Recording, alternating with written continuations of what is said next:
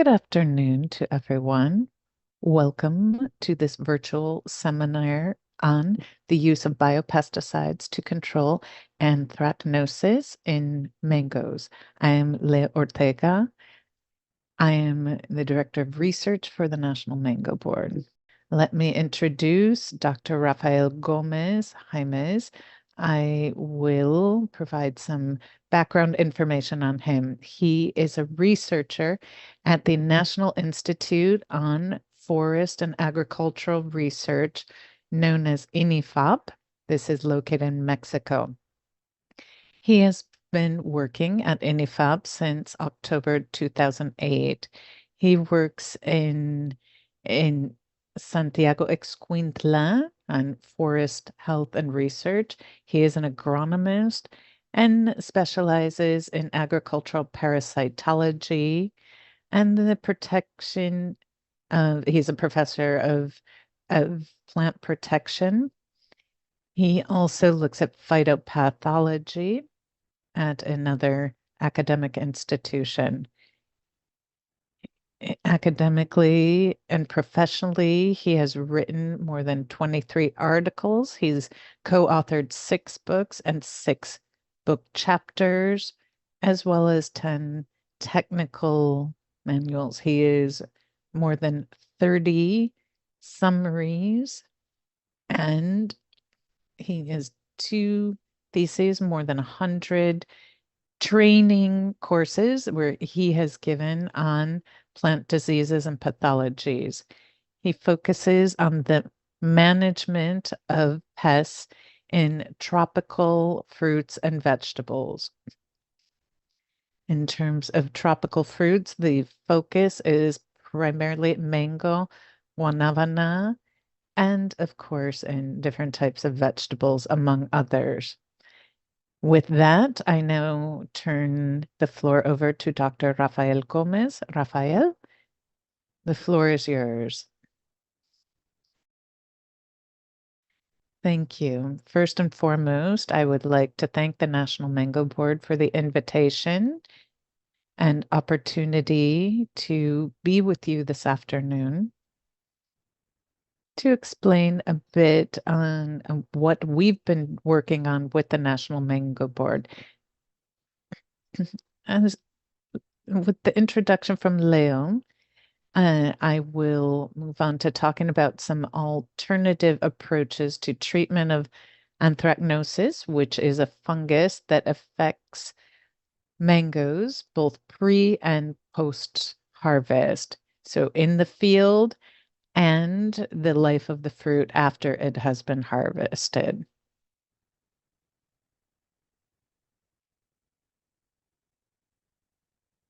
I'm going to go very quickly through some of my slides.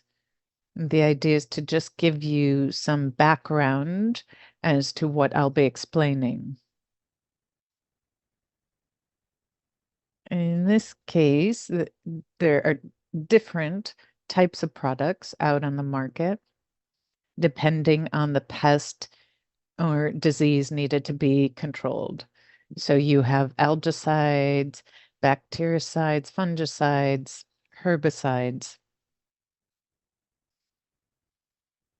Many of these products, primarily if we focus on plant health and help, the use of some pesticides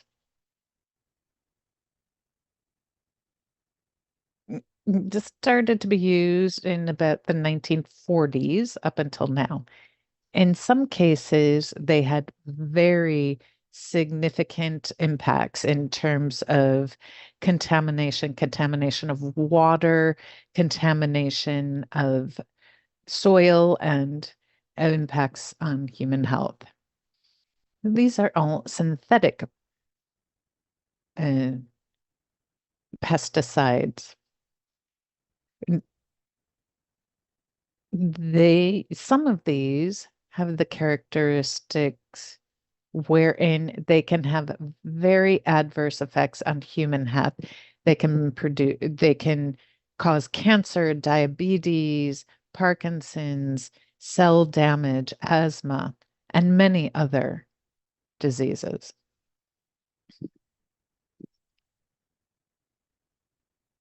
These products, when applied, do not just remain on the surface. Many are able to penetrate plant and fruit tissues. This causes a problem because when washed, they can be washed off the surface, but if they've penetrated the plant that is going to be consumed, simple washing does not eliminate them. In many cases, they can be cooked off or their pasteurization processes, but they're never eliminated. Because of this, there's a need to turn to other types of products. I'll go very quickly through this. Synthetic or chemical products require approximately $286 million and 11 years of research to be brought to market.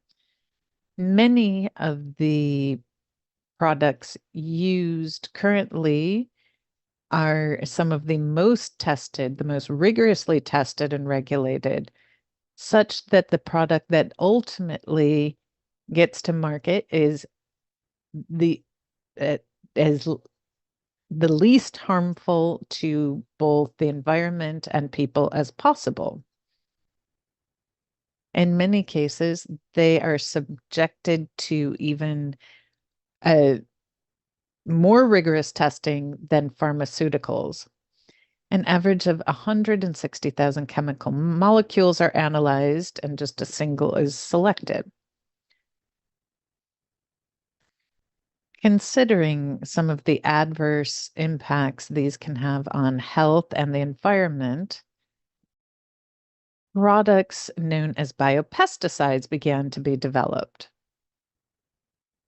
Many of these are natural, organic. They may be derived from natural materials such as plants, animals, microorganisms, and certain minerals. They share a series of characteristics.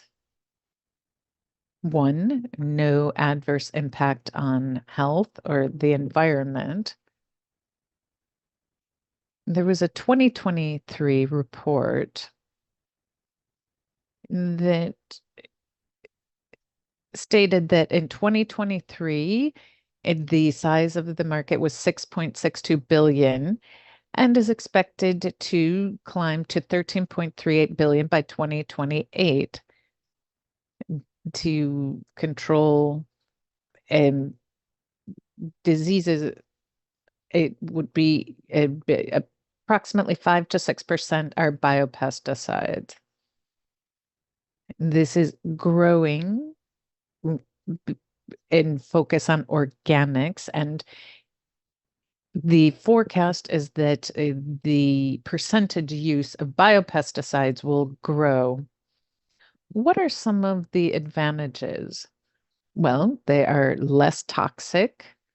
They're more specific. In other words, in the past, many products were used to control a number of different pests and diseases, but they would have a major impact on the environment and health. So these are more specific. They target specific pests and diseases. They leave very little residue.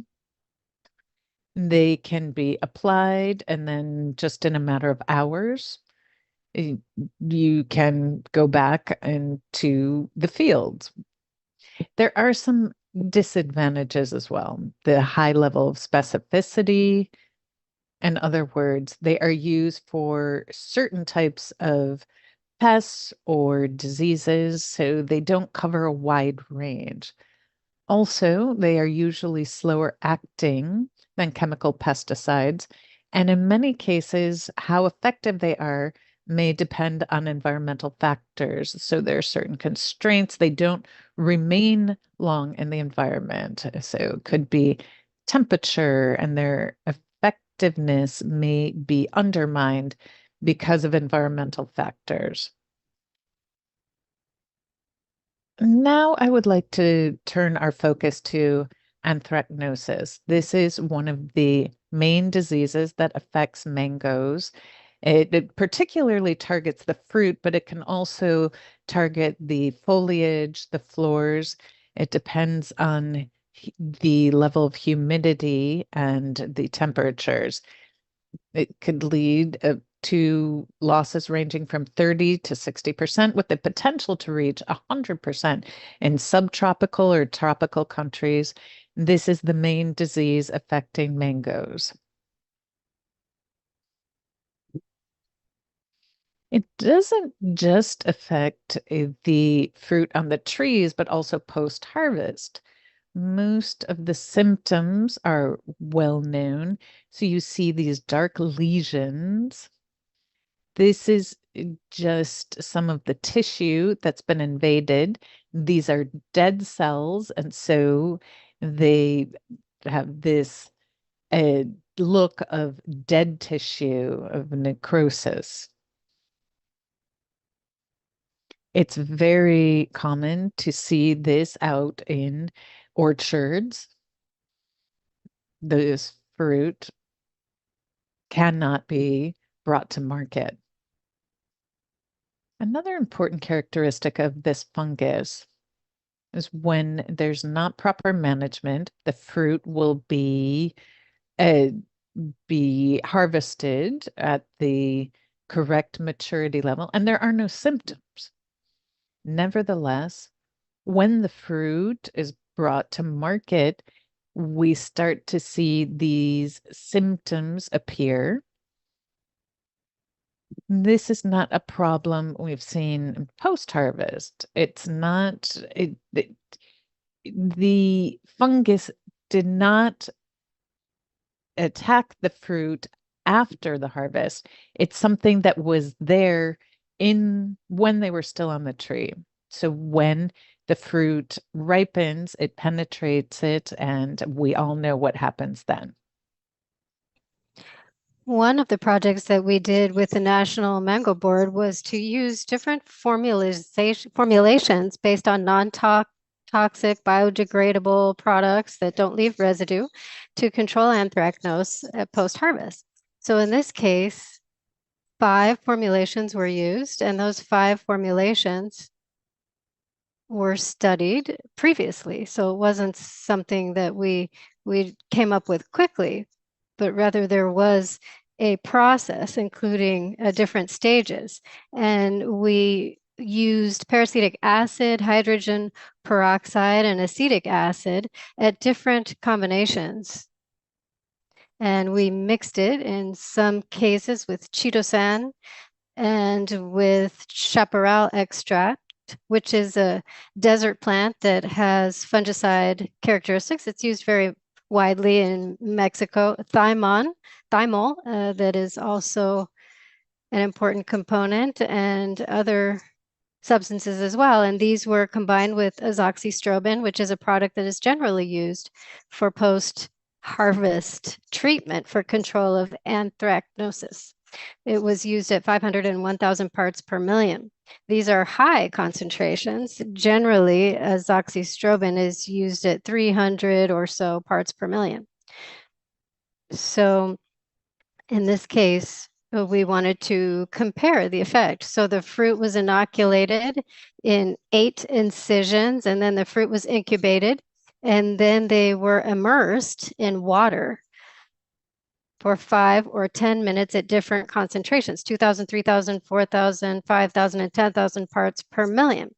Then they were placed at 26, 27 degrees approximately. So here we see the lesions, and they were inoculated with virulent strains of the bacteria, of the fungus rather, and then they were allowed to sit at the temperatures I mentioned, and here we see the results. And we evaluated the incidence and the diameter of the lesions. In this case, we can see the incidence. Here we see 100% of incidence, that is, of the 8 inoculations, there was 100% lesions. And in this case, it was 37.5%. And this is just to give you an idea. We also evaluated the diameter of the lesions, their growth. And what we were most interested in was to determine the effectiveness, particularly regarding the lesions that appear outside of the incision point. So, and really no product was able to control the disease at 100%. So one parameter that we used was the lesions, anthracnose lesions that come about outside of the incisions that we inoculated the fruit. So for example, here we have a control of 95% control efficacy. And in this case, it was less than 25%. And you can see many lesions here that came about in other areas apart from the inoculation site. So in the case of Ataulfo mangoes at 2,000 parts per million, that's 2 milliliters per liter of water, we saw that the fungicides, and you can see this here, azoxystrobin 1 and 2 had the highest efficacy. However, at 5,000 parts per million, we saw that that formulation number 3, we can see here, also had a control efficacy at different immersion times, close to 90% efficacy, very similar to azoxystrobin at 5,000 parts per million in the case of Ataulfo mangoes. So in this case, this could represent an alternative. In the case of, let's see, just a moment. I don't see well, in the case of Kent mangoes, we can see that at 2,000 parts per million, formulation 1 had an efficacy of more than 80%. However, at 5,000 parts per million, formulation 1 to 5 are very similar to the chemical fungicides. This is in the case of the Kent mangoes. And in the case of Keat, we saw that at 2,000 parts per million, formulation 1, 5, 3 have a very similar efficacy to the fungicide, chemical fungicide azoxystrobin in this case. At 5,000 parts per million, it's very similar. And in some cases, formulation 1 even had a better result than azoxystrobin. So looking at Tommy Atkins, we saw a similar result at 2,000 parts per million. We saw an over 80% efficacy in control. However, in this case, at 5,000 parts per million, the control efficacy went up, and it was very similar to the chemical fungicides. In fact, the majority of the formulations were very effective, over 90% control efficacy, basically. So that's very good in this case because it's a product that is biodegradable, that does not leave residues, and just a few minutes or an hour after its application, it degrades. So this is just to give you a summary, an overview. Here we have Ataulfo, a photo of formulation 3, and then on the right-hand side, we see the control fruits. And here we have the fruit treated with azoxystrobin at different concentrations. And here we have, in this case, Kent mangoes. Here on the right, you can see the control fruits and then the fruit from formulation 1, and you can see the differences and the results. And here we have azoxystrobin at the different concentrations, Kent mangoes, and here we have Keat mangoes.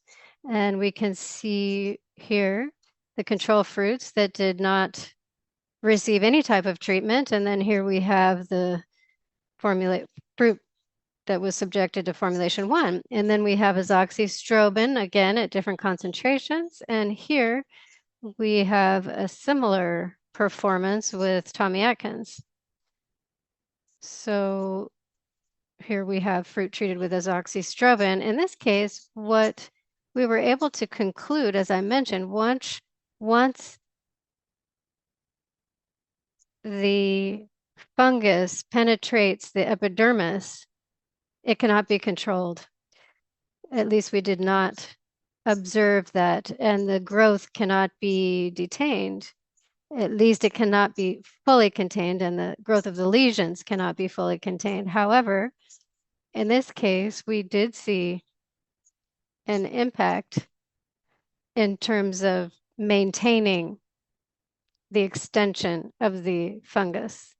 So this does represent a good alternative. The concentrations are 4, 5, and 10,000 parts per million. That's where we saw the best effect. And we could talk about an average of 5 milliliters per liter of water, or 5,000 parts per million at 1 or 5 minutes of immersion could be effective as a post-harvest treatment. In this case, we also evaluated, well, we wanted to know the effect in terms of anthracnose control, but we also wanted to determine if these products would have any adverse effect on the quality of the fruit. So in this case, we evaluated these products to determine those effects, and we evaluated Brix, firmness of the pulp, the fruit color, the dry matter, and weight loss, as well as the prevalence of physical damage and diseases. In other words, we wanted to determine if there was any phytotoxicity related to these products for the fruit, and as well as any impact on the appearance. And in general, what I can tell you is that we did not detect any adverse effect or phytotoxicity or damage due to phytotoxicity or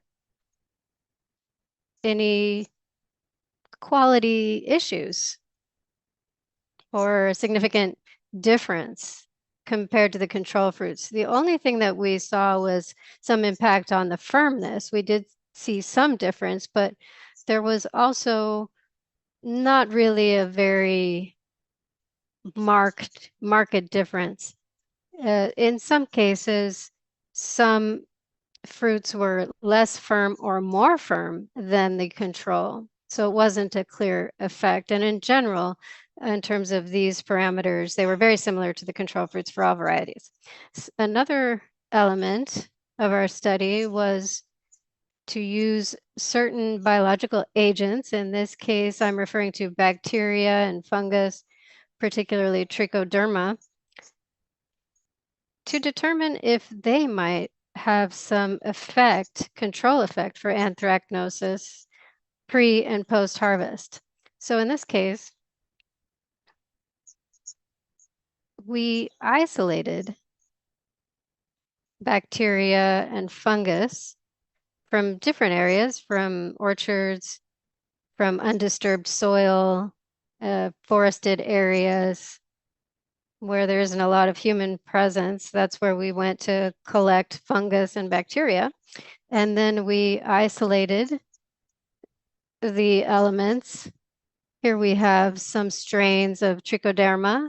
We isolated more than 30 strains of trichoderma, and we isolated virulent strains of anthracnose. You can see here, we see the growth of anthracnose, and we see free growth here. However, we did not, in the center here, well, we used a technique that I'm not going to explain in detail, but what I can tell you is that in this case, we introduced Calototrichum fungus here, and we did not see any growth. Why?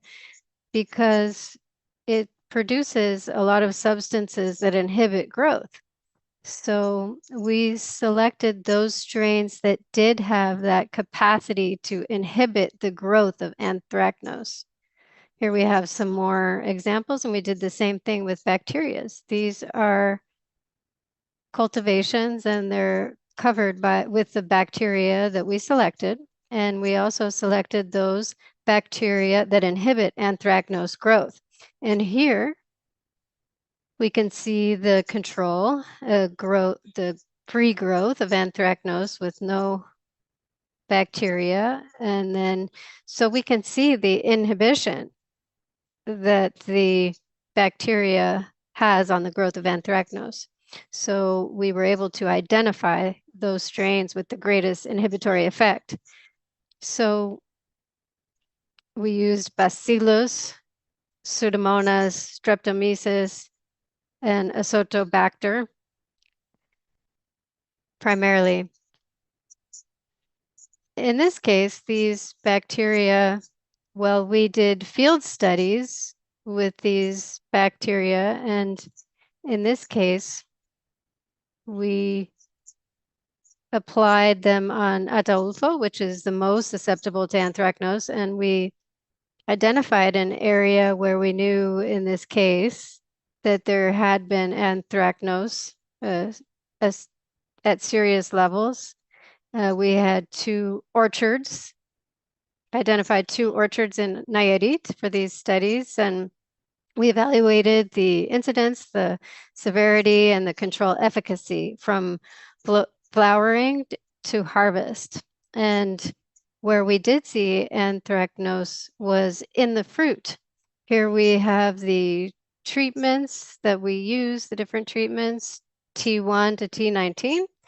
And as I mentioned, we tested different bacteria and other substances. And here we can see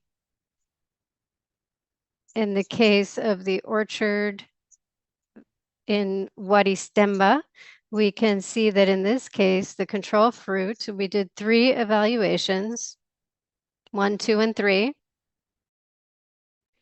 Each column here is a different color. Evaluation 3 shows that the control fruit, the incidence was greater than 40%. This was an orchard that had a high incidence of anthracnose. In the case of fruits that received treatment, I'd like to note that treatment 18 was done with a product called Fungi-Free. That is the commercial name. This is a product that is customarily used. It's a well-known name brand in Latin America to control anthracnose in mango and in other fruit. Most of the fruit showed similar performance. It was held back down below 20%. In the other orchard, which is known as El Corte, there were also treatments that had less than 50% incidence, and in others we had more than 40%. As far as the commercial products were concerned, we had some that had much greater efficacy than others. As far as severity is concerned, the control fruit was where we saw greater severity levels. In the orchard in Waristemba, what we saw is that there were fruit where severity was reduced in the T4, T15, and T18 and T19 treatments, where severity was about 12% or below. In the case of the other orchard, the severity was similar. We didn't see a very major impact in reducing severity. In some cases, it was even higher in the control fruits. Other treatments did have a greater impact, like treatment T3, T15. These were much more effective than the true fruits treated with the commercial fungicide. And now we're looking at the efficacy of the control of anthracnose. The fungi and the bacteria we use, the commercial products in the Guaristemba orchard, those that were most effective were T1, T6, T12, T16, and T18. Their efficacy exceeded 70%, 60%. In the other orchard, the orchard known as El Corte, the treatments that were most effective, which was about 65% efficacy, were T3, T7, T15. Here, if you take a look at these three treatments, they were higher in terms of efficacy than the commercial product. The doses were between 10 and 5 and 10 milliliters of water. So it was 5 or 10 grams per liter of water. What I want to point out here is that there was effective control. For it to be effective, the efficacy should be higher than 85%. None of the products we used in this study, even the commercial products, exceeded 80% efficacy.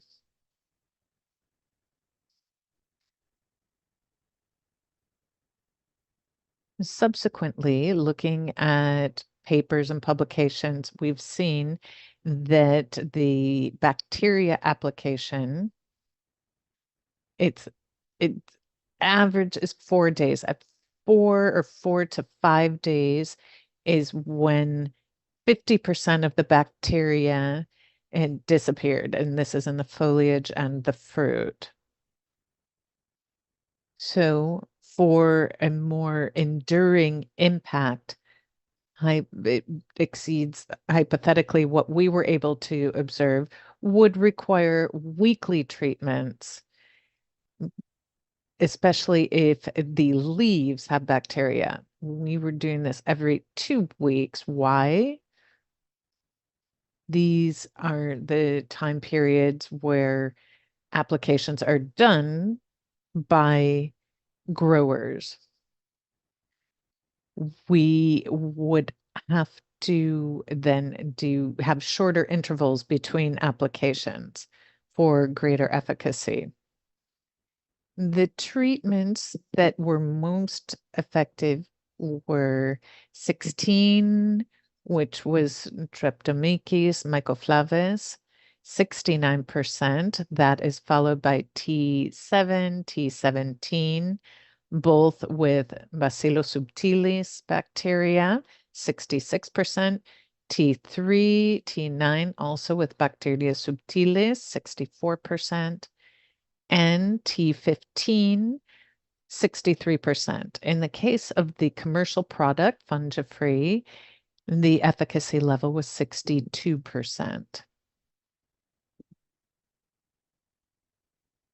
It's worth mentioning here that many of these products were more effective.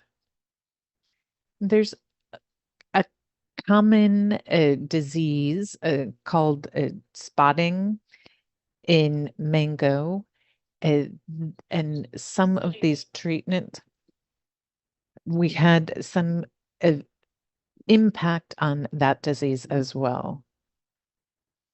And here we also saw some impacts in post-harvest.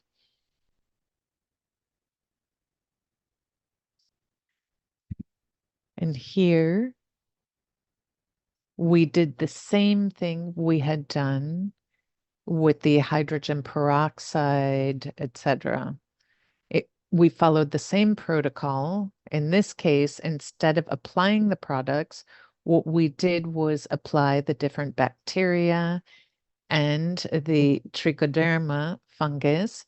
We also used 3 commercial fungicides, Fungifree, Serenade, Stargus, which are based on Bacillus subtilis and Bacillus amlycofaciens.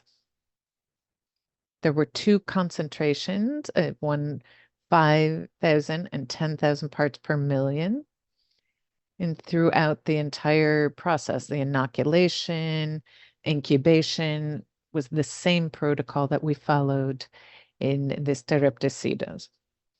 Here, we also determined incidence, diameter, and the number of anthracnose lesions that developed outside of the inoculation we did.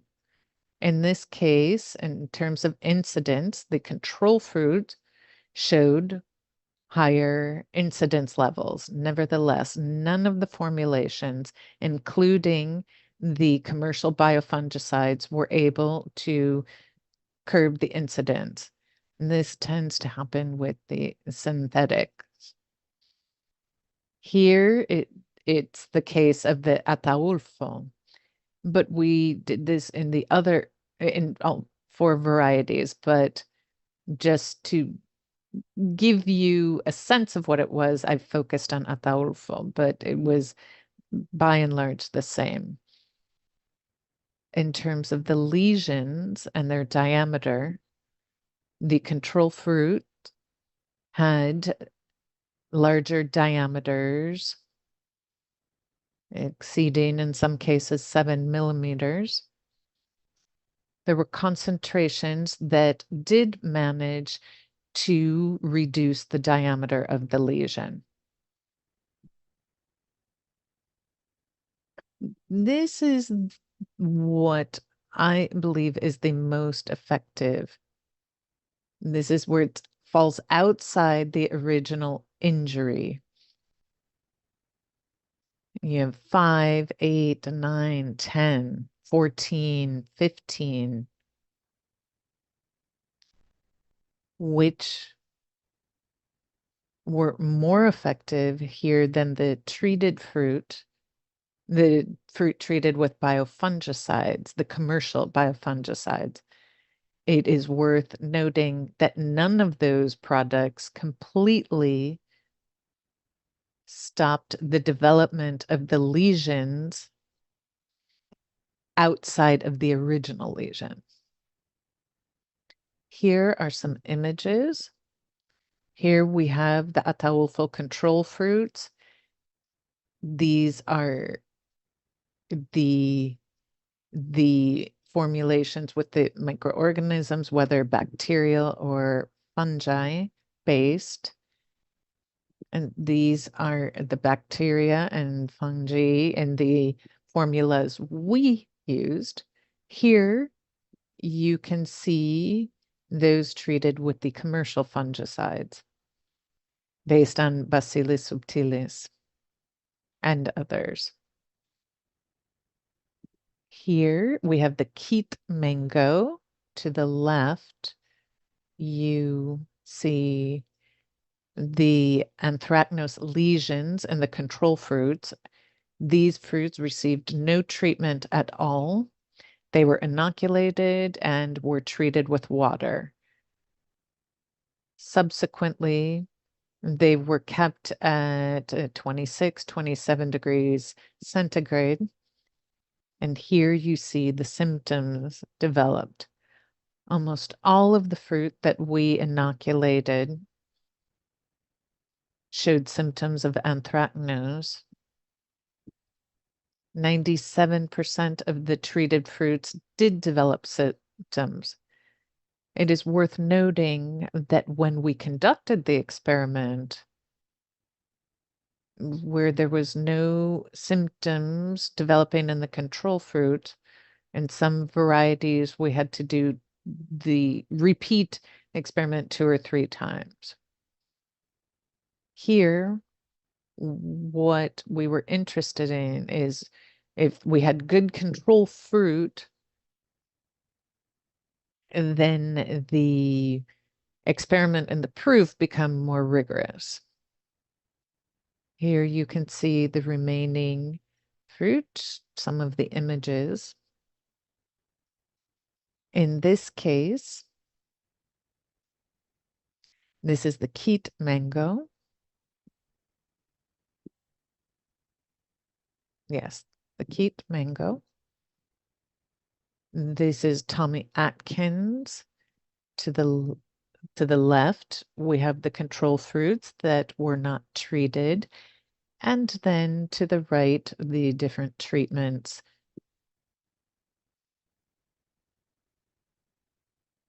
These are fruit that were treated using fungicides. In this particular case, the commercial fungicides. We have Tommy Atkins.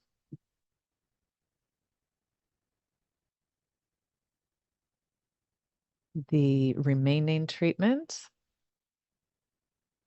And here are the fruit treated with commercial fungicides. When we conducted this test,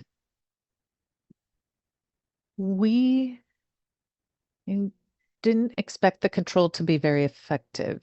Why is that? Because these fruit do not, these don't be, these are microorganisms that don't act quickly and subsist in the fruit.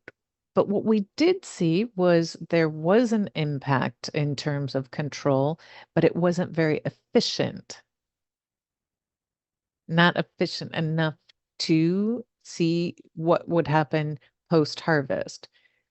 There was certain control, but we wouldn't recommend that these be used to treat anthracnose post-harvest. And why is that? Because there's no guarantee of any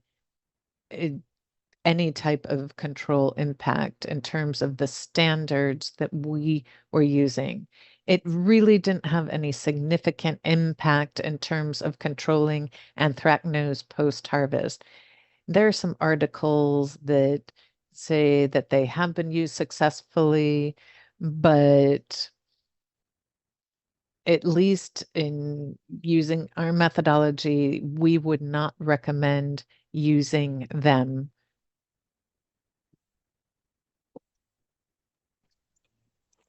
Whether fungus, trichoderma primarily, and bacteria in the different species, Bacillus subtilis, Streptomyces, and others. So also the commercial fungicides, none of the three that we used really, which are the ones that are commonly used for controlling anthracnose in the field on different crops, also did not have a control effect. In fact, many of the products that we isolated had a greater efficacy for controlling anthracnose. Well, I hope I didn't go too fast, and we had a lot of slides to go through. So if I've left something out, be happy to answer your question.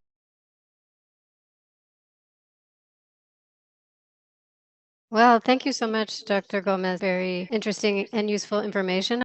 Dr. Gómez, we have a couple questions. One has to do with the first study regarding biopesticides that you did, where you say that with a dose of 5,000 parts per million, several biopesticides were as effective or better than the chemical fungicides, correct? Yes, that's right. In some cases, yes. The question is that during the presentation, you said you used 5 applications of those biopesticides, and how many applications of the fungicide were used? No, it was just a single application.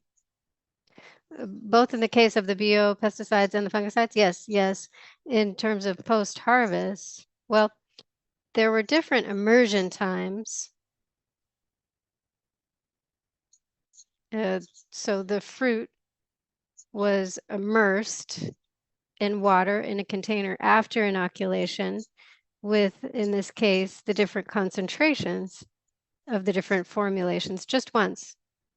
They're immersed and they're allowed to sit 1, 5, or 10 minutes. And then the fruit is put into a humid chamber. They're stored in humid conditions to guarantee that the fungus can develop. And then we did 3 evaluations. The question is as follows: how does the cost compare? The cost of those biopesticides compared to the cost of the chemical fungicides? Well, I did not calculate the cost per se, but I can tell you that it is considerably less because many of these products, well, the growers can obtain them and mix them themselves. They're relatively inexpensive products, but I would recommend the following, given that these products can be corrosive and they also have a strong odor, so you have to use gloves, overalls, and a mask, particularly due to the vapors that can be released.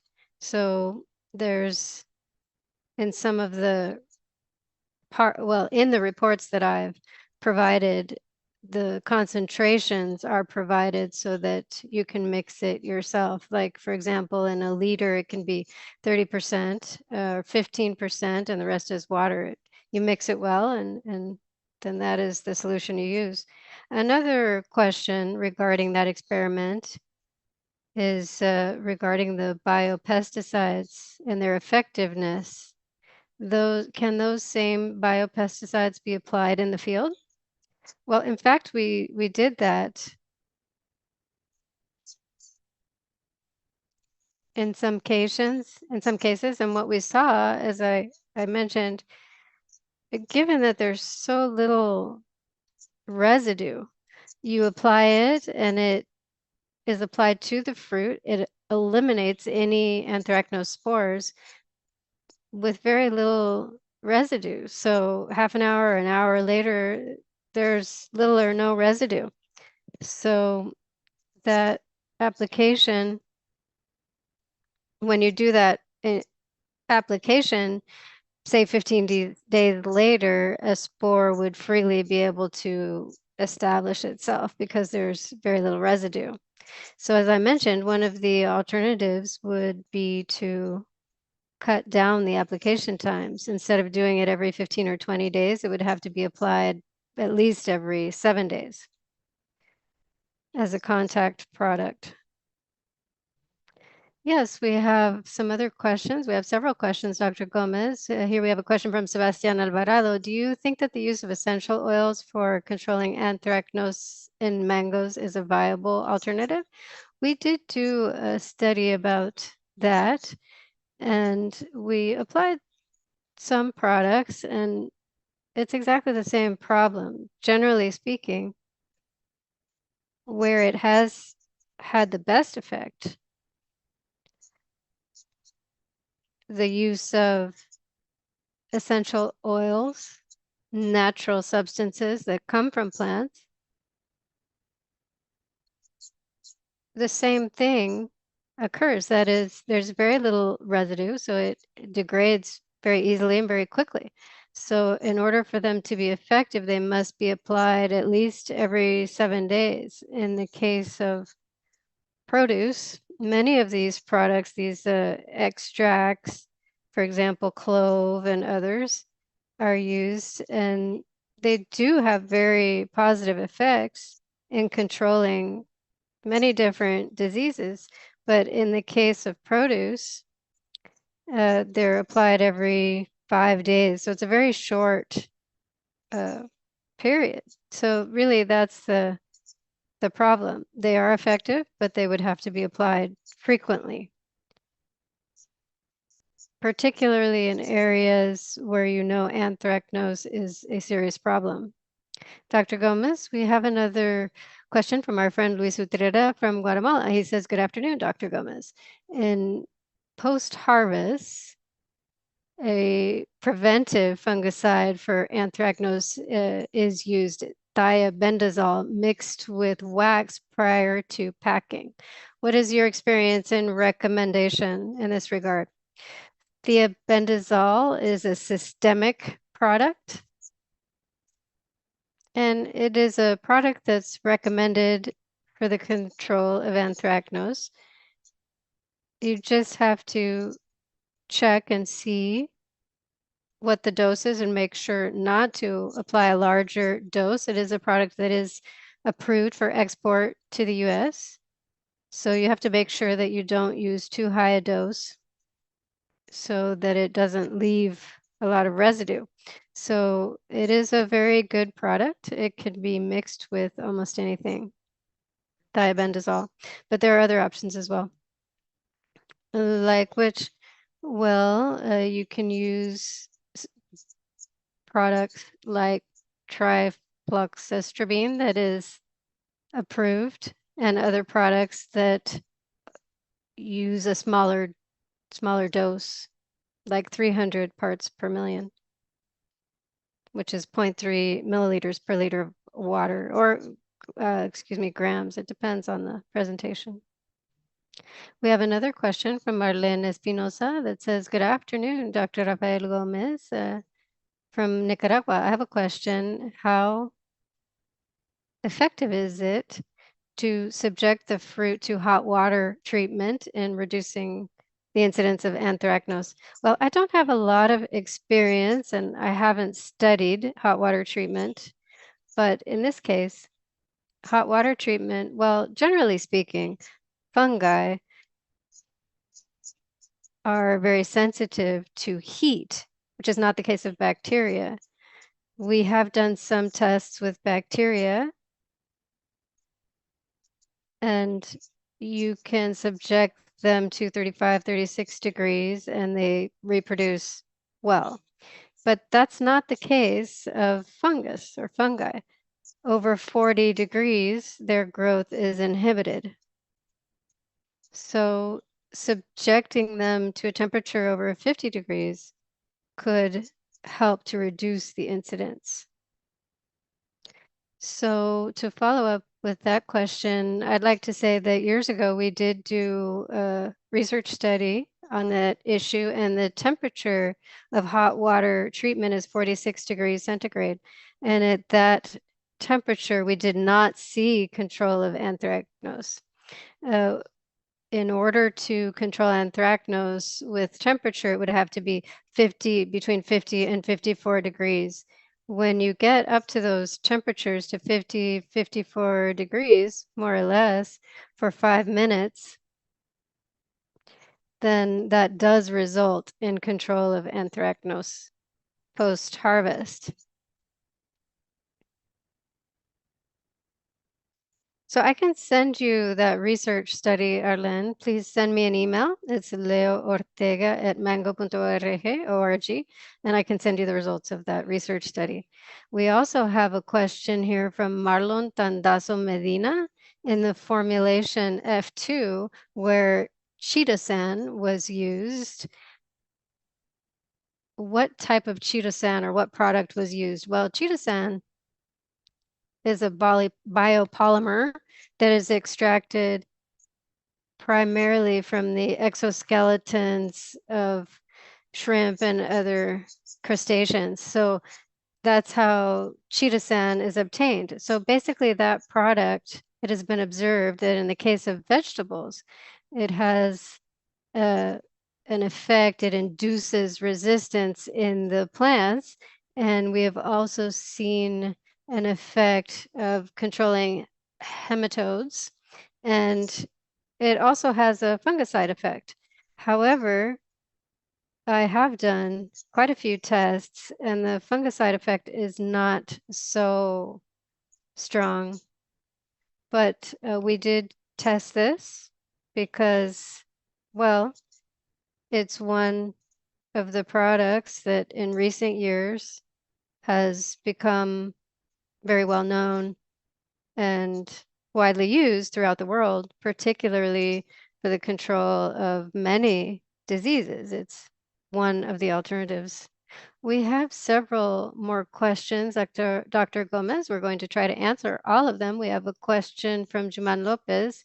He says, so what product is recommended for preventing anthracnose? Well, that's a good question.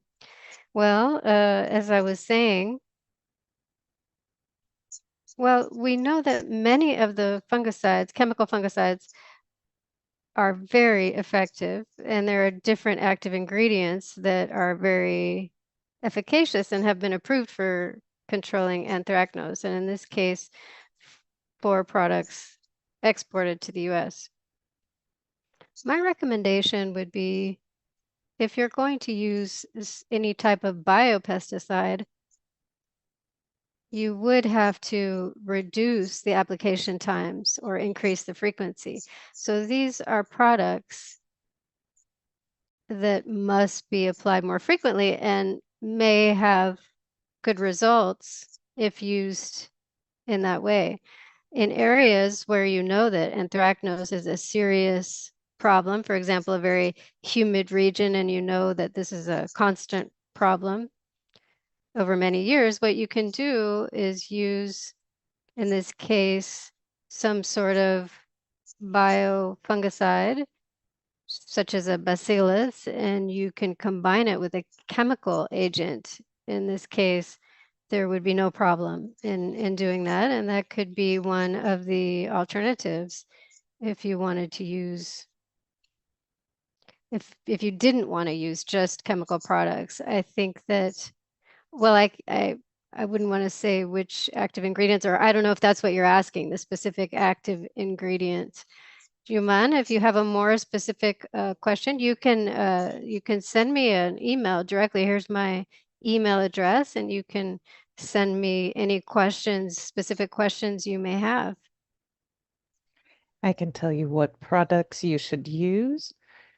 We normally have seminars that last an hour, but because of the number of questions, I think what we can do is try to answer them. Thank you for the presentation. What would be the most effective uh, element in the phenological process against anthracnose, biopesticides or chemical? Because the immune system of the mango tree, based on the good application of nutrients, is also important. Well, yes, what we've seen is that orchards that are under stress, orchards in which practically nothing is done, there's no pruning done. Pruning is very important for reducing the incidence of anthracnose. Well, pruned trees that receive nutrition are going to perform better than those in orchards where nutrients are not given and they are not pruned. As to products, unfortunately, those that are most effective in controlling anthracnose are the systemic products. What is the advantage? They can remain on the fruit longer. The application time is longer. You don't have to do it as frequently. There's greater persistence. They endure longer, but the problem is they're very costly. So the products that are most effective are the ones that are most costly. That would be the disadvantage. As I was saying, the use of biofungicides could be an alternative. And if the injury you're seeing caused by anthracnose is minimal, then I think biofungicides would work because then you have lower application rates. We have a question on could parasitic acid, 35% chitosan, 4% be used post-harvest? And if so, how should it be applied? Yes. What you would have to do is if you were to purchase the chitosan, and chitosan comes in a powder, and in many cases it doesn't dissolve fully. There would have to be a product used to dissolve it. It's usually acetic acid. You dissolve that with water, and that is the way to dissolve the chitosan.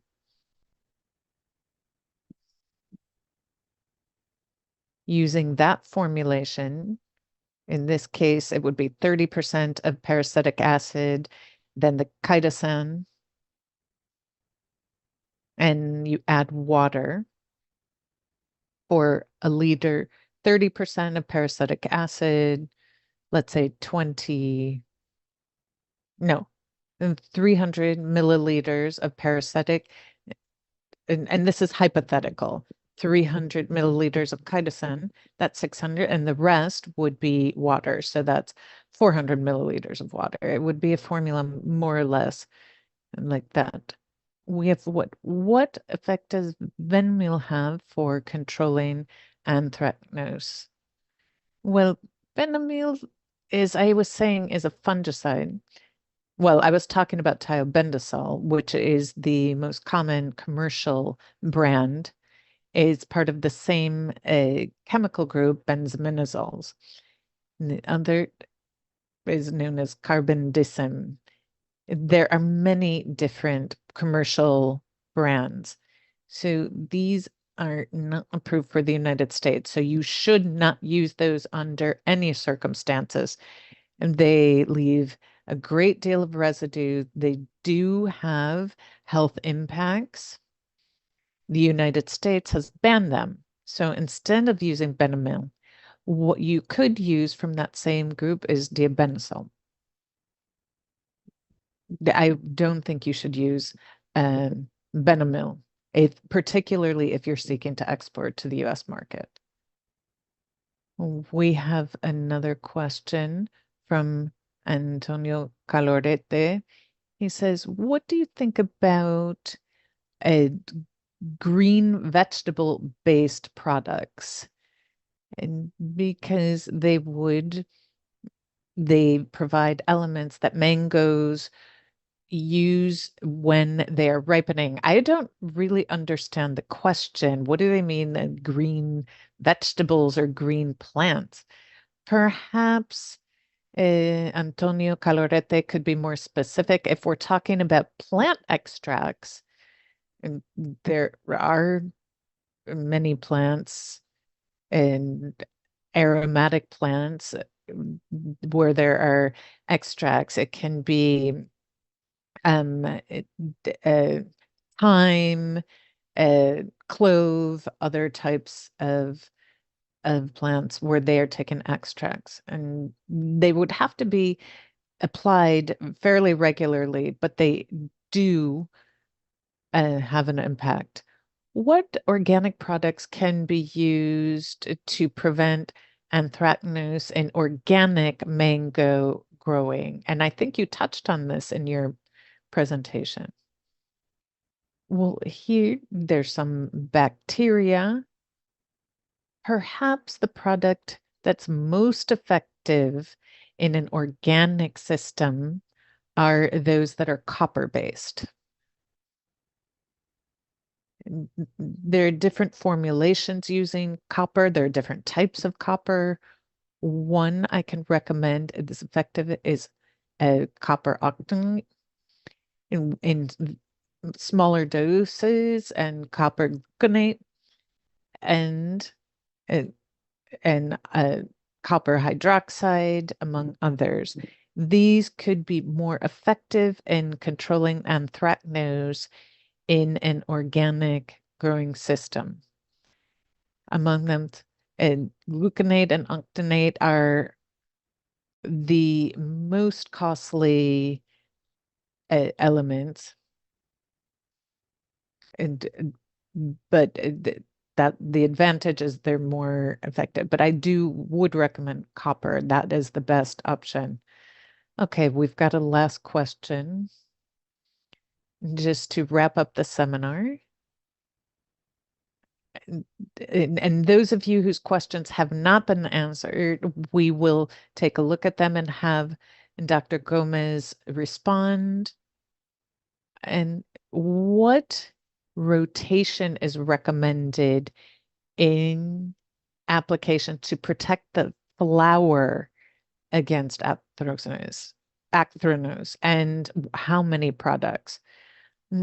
I would recommend using at least 3 different products.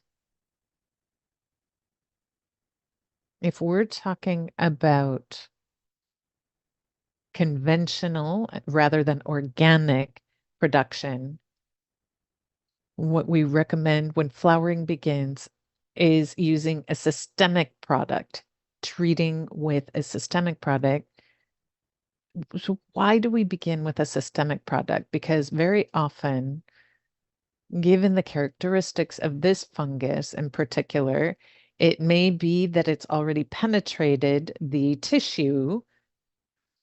If this is an area where you see recurrent anthracnose during flowering, that means that anthracnose is already in the flower. So you would begin with a systemic product.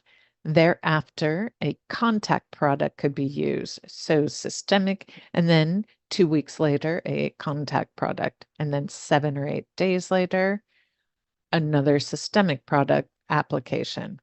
I would do that uh, together so that there's no resistance. The disadvantage is it boosts the cost of application.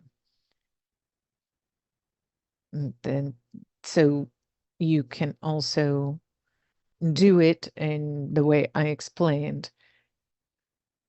Well, in so again, we always recommend the use of a systemic product because anthracnose will attach to the fruit and stay, and it will remain with the fruit. The fungus will develop and penetrate the fruit, and then it will do that as it is getting ready to ripen. Thank you very much for all of your questions. We extend our thanks to Dr. Rafael Gómez. Thank you very much. And Dr. Gómez, this was an excellent presentation and a good Q&A. I wanted to wish you all very happy holidays. We look forward to seeing you in future seminars of the National Mango Board in 2024. Thank you.